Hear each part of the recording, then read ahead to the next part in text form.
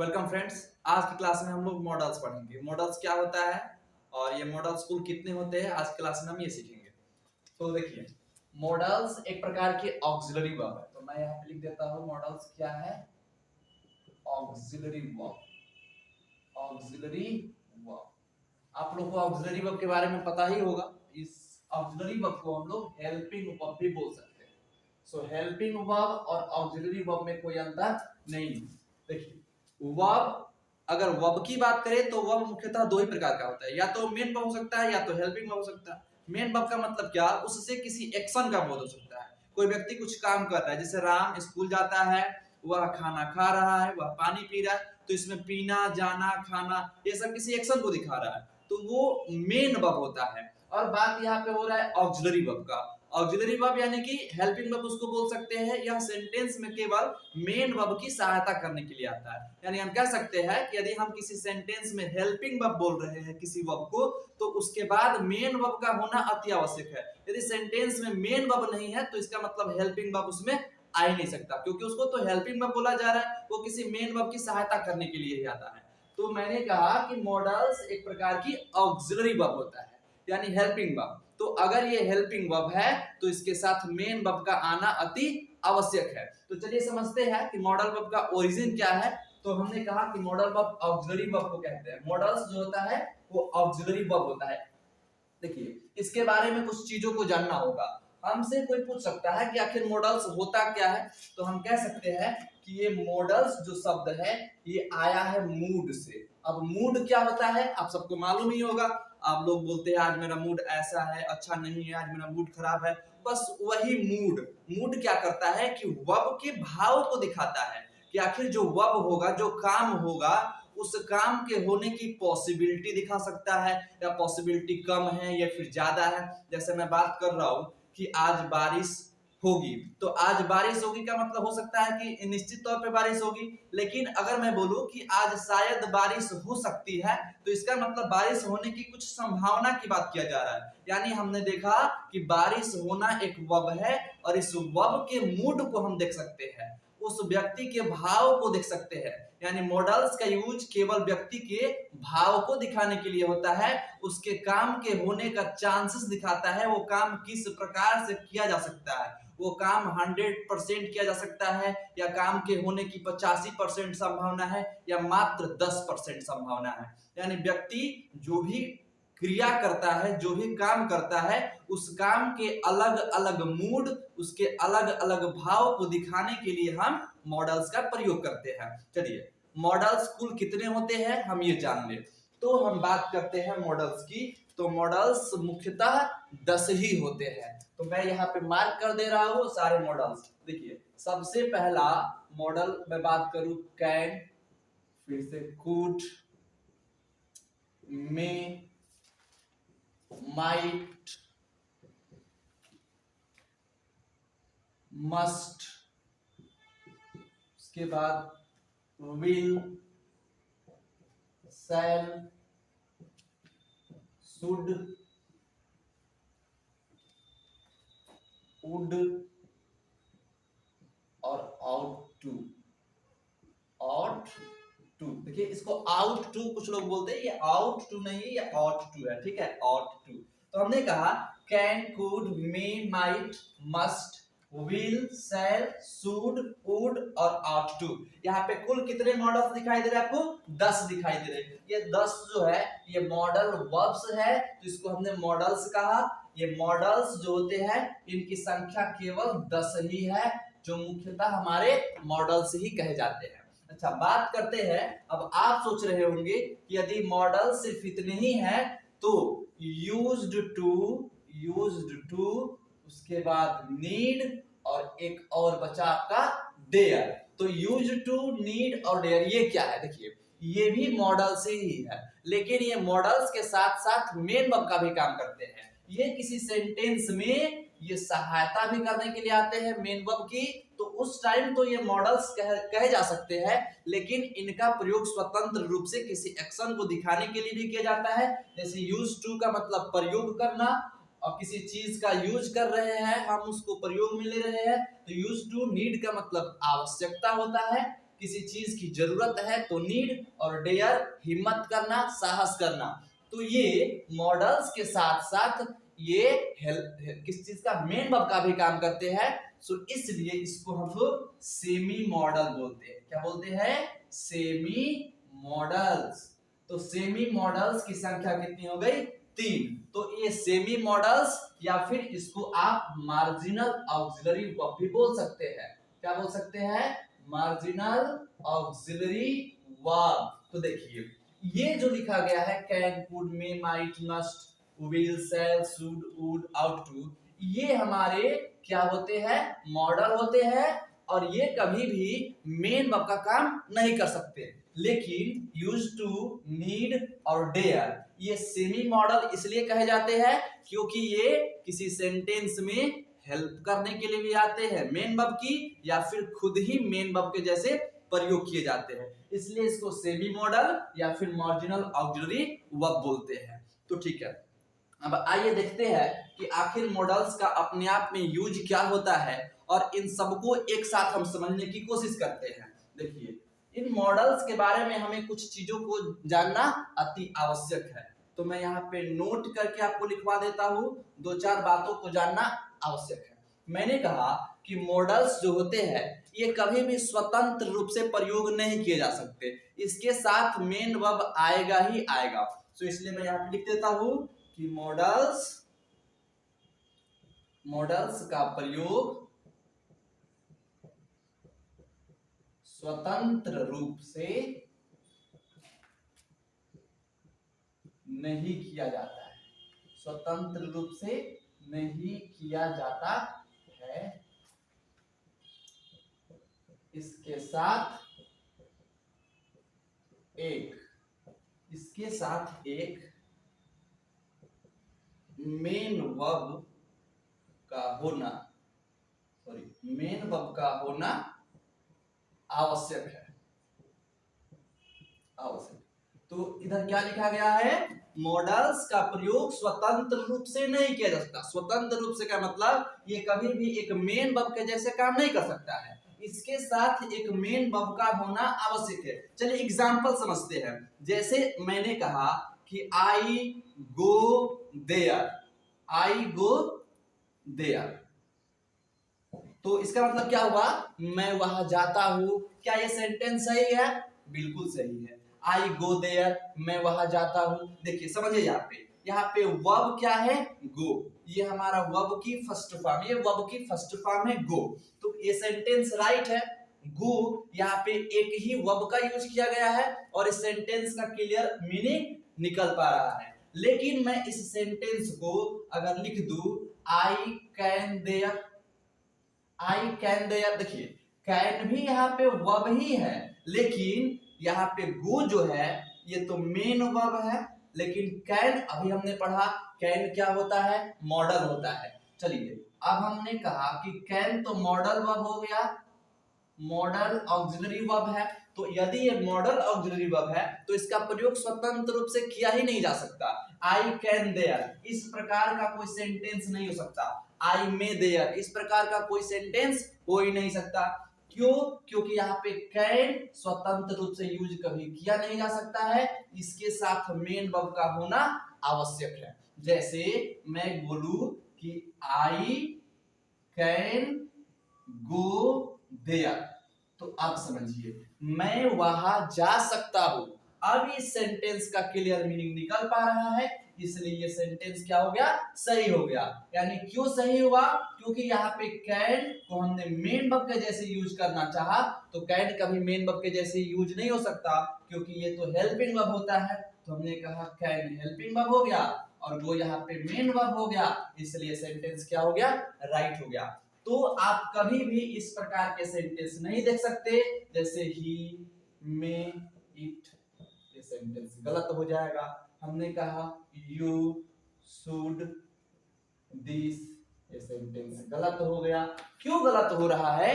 क्योंकि यहाँ पे साथ में कोई मेन वर्ब है ही नहीं। तो हमने कहा कि मॉडल्स के साथ मेन वर्ब का होना क्या है? आवश्यक है। अगर इस सेंटेंस को हमें सही लिखना हो तो साथ में एक मेन वर्ब लगा देंगे, सेंटेंस हो जाएगा सही। जैसे हमने कहा कि ही में डू दिस, समझिएगा, ही में डू दिस, या फिर दिस ना कह के आप इट भी बोल सकते हैं, ही में डू इट, वह इसे कर सकता है, तो ये सेंटेंस सही हो गया।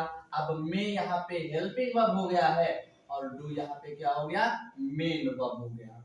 हमने कहा यू शुड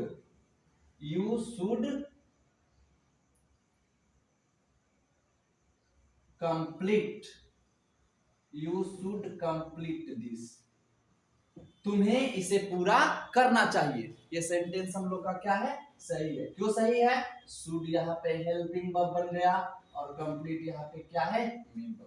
तो मॉडल्स के बारे में हमें एक चीज मालूम चला, क्या मालूम चला, मॉडल्स का प्रयोग स्वतंत्र रूप से नहीं किया जा सकता।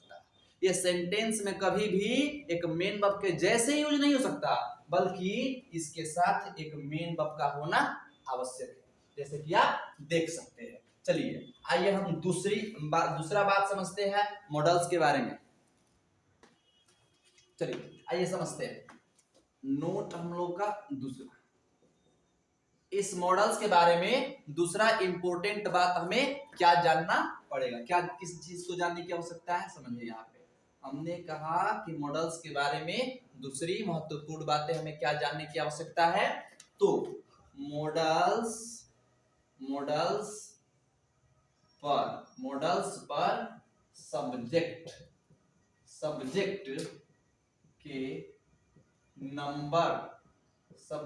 के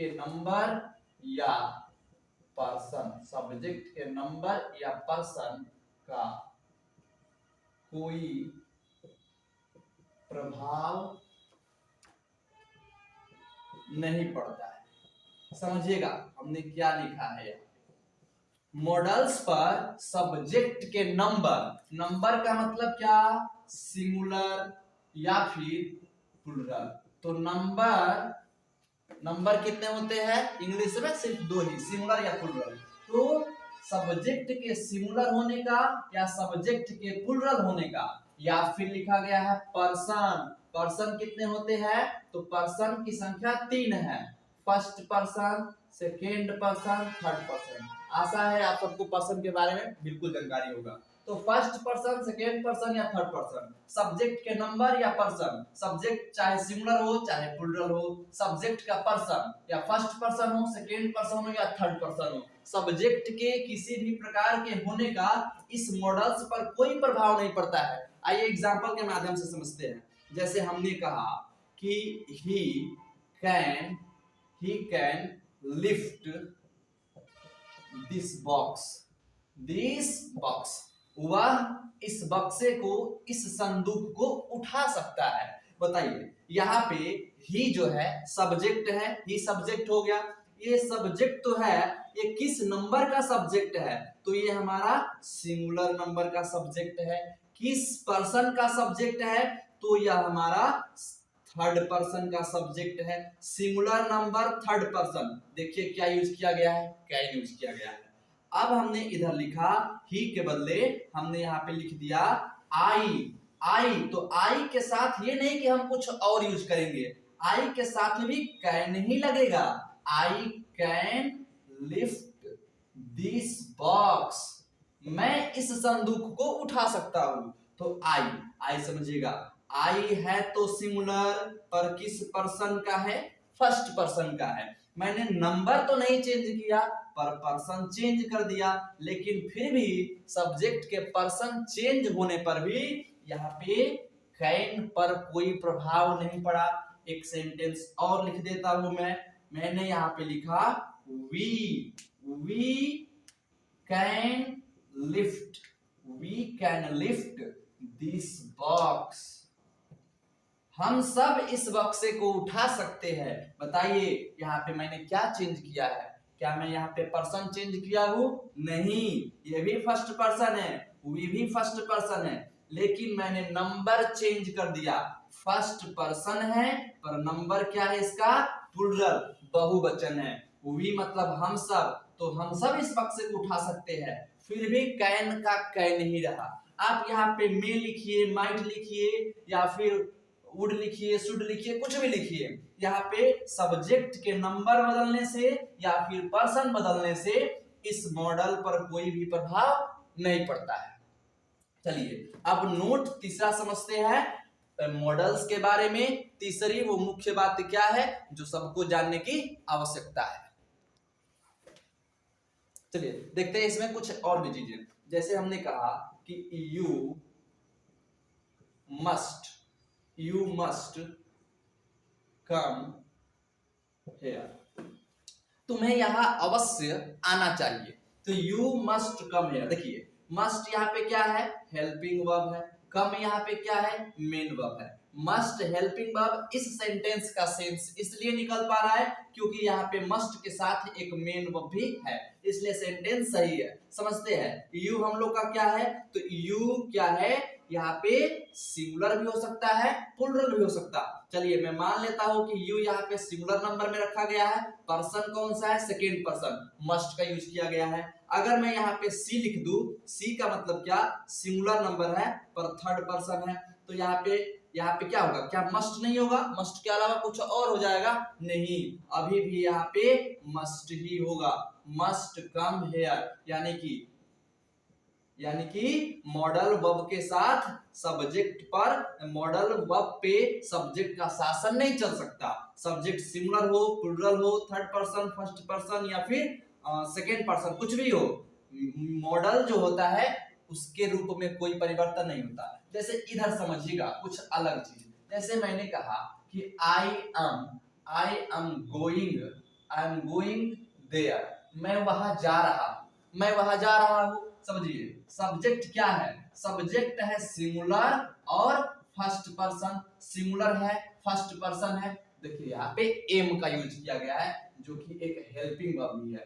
इस सेंटेंस के साथ क्या रिलेशन है, बड़ा ध्यान से समझिए आप। मैं आई की जगह पे यदि यू करना चाहूं, यू, तो यू हमारा सिंगुलर प्लूरल दोनों होता है। चलिए मैं मान लेता हूं कि यू यहाँ पे सिंगुलर है, ठीक, और यहाँ पे पर्सन क्या हो गया, सेकेंड पर्सन, लेकिन इसके साथ क्या मैं एम यूज कर पाऊंगा, बिल्कुल भी नहीं। यू के साथ क्या लगाना पड़ेगा, आर लगाना पड़ेगा। यू आर गोइंग देयर, तुम वहां जा रहे हो, यू के साथ हमें आर लगाना पड़ा, हेल्पिंग वर्ब। देखिए यहाँ पे नंबर बदलने से तो कोई नंबर तो हमने नहीं चेंज किया है, पर फर्स्ट पर्सन से सेकेंड पर्सन किया तो यहाँ की हेल्पिंग वर्ब चेंज हो गई, जबकि यहाँ पे हेल्पिंग वर्ब चेंज नहीं हुआ है। बस यही है मॉडल की खासियत। और समझते हैं फर्स्ट पर्सन सेकेंड पर्सन, मैं यहाँ पे वी लिखना चाहता हूँ तो वी के साथ आर लगता है, हालांकि वहां पे पर्सन भी चेंज हो रहा है, नंबर भी चेंज हो रहा है, लेकिन यहाँ पे मैं यदि पर्सन चेंज कर दूं, थर्ड पर्सन बना दूं, जैसे कि ही कर दूं, ही कर देता हूं, ही क्या है, सिंगुलर नंबर है, पर्सन क्या है, थर्ड पर्सन है। थर्ड पर्सन बोलिए इसके साथ क्या यूज होगा, क्या एम यूज होगा, नहीं होगा, आर यूज होगा, नहीं होगा, ही के साथ क्या यूज करना पड़ता है, इज यूज करना पड़ता है। तो ही इज गोइंग देयर, वह वहां जा रहा है। समझिए मैंने किसी में नंबर तो चेंज नहीं किया पर पर्सन निश्चित चेंज कर दिया हूं, फर्स्ट पर्सन के साथ एम, सेकेंड पर्सन के साथ आर और थर्ड पर्सन के साथ इज। इस प्रकार से इधर कोई काम नहीं होगा, सेकेंड पर्सन हो चाहे थर्ड पर्सन हो, आपका हेल्पिंग वर्ब जो होगा यदि मॉडल, वो चेंज नहीं होगा। चलिए आइए तीसरा वो मुख्य बात समझते हैं कि मॉडल वर्ब में वो क्या मुख्य बातें हैं। देखिए तीसरा मुख्य बात क्या है कि मॉडल्स जो होते हैं तो मॉडल्स के साथ वर्ब का तो यूज होता है निश्चित तौर पे, मेन वर्ब तो आएगा, लेकिन आखिर मेन वर्ब की तो फॉर्म भी तो होता है, first form, second form, third form, fourth और फिफ्थ भी होता है, तो आखिर कौन सी फॉर्म लगता है, तो मॉडल्स के साथ हमेशा मेन वर्ब की फर्स्ट फॉर्म का प्रयोग करते हैं। फर्स्ट फॉर्म का यूज होता है किसके साथ, मॉडल्स के साथ वर्ब की फर्स्ट फॉर्म आएगा, सेकेंड फॉर्म, थर्ड फॉर्म का यूज नहीं किया जाएगा। जैसे मैंने कहा कि Ram Ram can speak, Ram can speak English, Ram English बोल सकता है, ठीक। और सेंटेंस समझिए, मैंने कहा श्याम कैन वेंट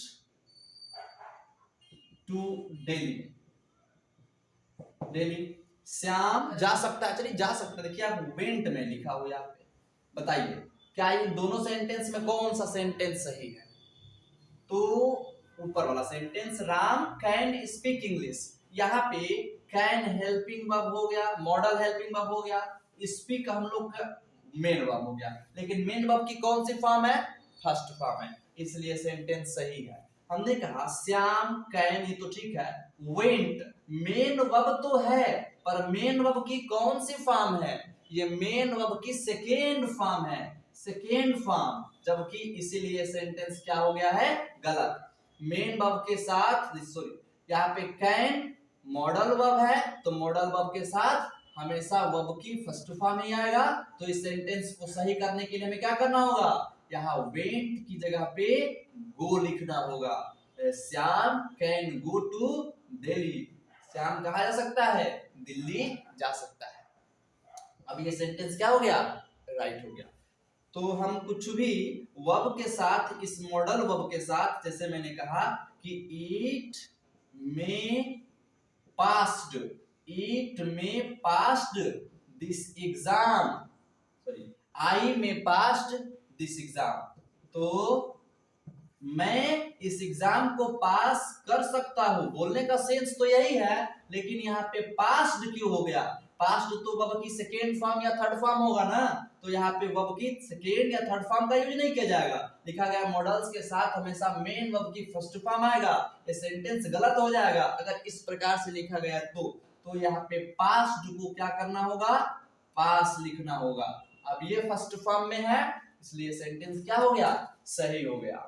चलिए, तो मॉडल्स के साथ हमेशा मेन वर्ब की फर्स्ट फॉर्म का ही यूज किया जाता है। अच्छा, एक और बात ध्यान दीजिएगा, चलिए देखिए, मेन वर्ब के साथ मेन वर्ब की फर्स्ट फॉर्म यदि बोला जाए, जैसे कि हमने कहा गो, यह क्या है? मेन वर्ब है, और मेन वर्ब की मैं इसे बोल रहा हूं कि ये फर्स्ट फॉर्म है, ये फर्स्ट फॉर्म। तो मेन वर्ब की जो फर्स्ट फॉर्म होता है, इसके साथ टू नहीं आता है, सुनिएगा, यानी कि फर्स्ट फॉर्म बोलने का मतलब कि वो सिर्फ विदाउट टू होना चाहिए, वहां पे टू नहीं होना चाहिए, उस वर्ब से पहले टू लगा होगा तो उसको हम मेन वर्ब की फर्स्ट फॉर्म नहीं बोल सकते, वो इन्फिनेटिव फॉर्म हो जाएगा, या फिर उसको बेस फॉर्म बोल सकते हैं, लेकिन वर्ब की फर्स्ट फॉर्म उसे नहीं बोल सकते। तो गो के साथ टू नहीं रहना चाहिए, तभी ये फर्स्ट फॉर्म कहा जाएगा। तो इस बात को ध्यान रखना होगा कि यहाँ पे जो मेन वर्ब यूज किया जा रहा है उससे पहले टू नहीं लगना चाहिए। जैसे यदि मैं कोई सेंटेंस लिखना चाहूँ, जैसे लिखना चाहूँ तो सी, जैसे मैंने माइट लिख दिया, तो she might cook the food, she might cook the food, वह भोजन क्या कर सकती है? पका सकती है। तो कुक से पहले मैं टू यूज नहीं करूंगा। मॉडल्स के साथ मेन वर्ब की फर्स्ट फॉर्म आता है, और फर्स्ट फॉर्म के साथ टू नहीं होना चाहिए। तो यहाँ पे मॉडल वर्ब के बाद टू नहीं लगना चाहिए, दो चीजों को छोड़कर, एक और टू है और एक क्या है? Used to. तो यूज्ड टू और आउट टू को छोड़कर बाकी सबके साथ, जितने भी मॉडल वर्ब के साथ है, उन सबके साथ हम टू का यूज नहीं करेंगे, ठीक। आइए अगला इंपॉर्टेंट बात समझ लेते हैं मॉडल्स के बारे में, आइए समझते हैं। तो हमने मॉडल्स के बारे में तीन इंपॉर्टेंट बातें तो जान लिया। चौथा इंपॉर्टेंट बात क्या है कि मॉडल्स के साथ, देखिए, दो मॉडल वर्ब को छोड़कर, एक तो ये आपका मॉडल हो गया ऑट टू, और दूसरा है सेमी मॉडल ऑक्सिलरी वर्ब जिसको बोला जाएगा यूज्ड टू। तो आउट टू और यूज्ड टू को छोड़कर किसी भी मॉडल वर्ब के साथ हम टू का प्रयोग नहीं करेंगे। तो यहाँ पे चौथा बात ये लिख सकते हैं कि मॉडल्स के साथ टू का प्रयोग नहीं किया जाता। मॉडल्स के साथ टू का प्रयोग नहीं किया जाता। मॉडल्स के साथ टू का प्रयोग करने का मतलब कि मेन वर्ब से पहले और मॉडल के बाद टू नहीं आएगा, यानी कि हम मेन वर्ब को इंफिनिटिव फॉर्म में नहीं लिख सकते हैं। लेकिन दो चीजों को छोड़ के समझिएगा, मैं यहां पे लिख देता हूं एक्सेप्ट द किस चीज को, ought to और used to। Except the ought to used to, ought to और used to को छोड़कर किसी भी मॉडल्स के साथ टू का प्रयोग नहीं किया जाएगा। जैसे मैं लिखना चाहूं तो I ought to follow the traffic rules. समझिएगा, मैंने कहा कि I ought to follow the traffic rules। मुझे यहाँ पे I के बदले we लिख दिया जाए तो बेहतर होगा। We ought to follow the traffic rules। हमें यातायात के नियमों का पालन करना चाहिए। तो ought to ये चीज सही है। अब यहाँ पे टू नहीं लगाएंगे तो गलत हो जाएगा, क्योंकि ought के साथ टू लगेगा, used के भी साथ टू का प्रयोग किया जाएगा। लेकिन ought to और used to को छोड़कर किसी भी मॉडल वर्ब के साथ हम टू का प्रयोग नहीं करेंगे। जैसे मैं लिखना चाहूं तो ही किस चीज को ले लो, चलिए विल को ले लेता हूं। सॉरी, तो यहाँ पे शैल का विल का यूज किया जाएगा। ही विल गो देयर, वह जाएगा। ही विल गो देयर, वह जाएगा। ये सेंटेंस सही है। यदि इसके बीच में हम टू लगाना चाहे तो ये क्या हो जाएगा, गलत हो जाएगा, क्योंकि विल क्या है, मॉडल वर्ब है और मॉडल वर्ब के बाद से टू का प्रयोग नहीं किया जाता। चलिए समझते हैं। तो आशा है आपको मॉडल का ओरिजिन समझ में आया होगा। यहाँ पे हम सभी मॉडल की बात किए हैं, सभी मॉडल का प्रयोग आखिर किस तरीके से किया जाता है, उसके साथ वर्ब की कौन सी फॉर्म का यूज किया जाता है, या फिर उस मॉडल पर सब्जेक्ट के नंबर या पर्सन का प्रभाव पड़ता है कि नहीं पड़ता है, इन सब बातों पे हम लोग डिस्कस कर लिए हैं। तो आगे आने वाले वीडियो में हम कैन, कुड, मे, माइट इन सब का एक विस्तार से अध्ययन करेंगे एक वीडियो में। तो आशा है आपको इस वीडियो से कुछ जरूर लाभ मिला होगा। तो आप चैनल को सब्सक्राइब करें, लाइक करें और शेयर करें। Thank you.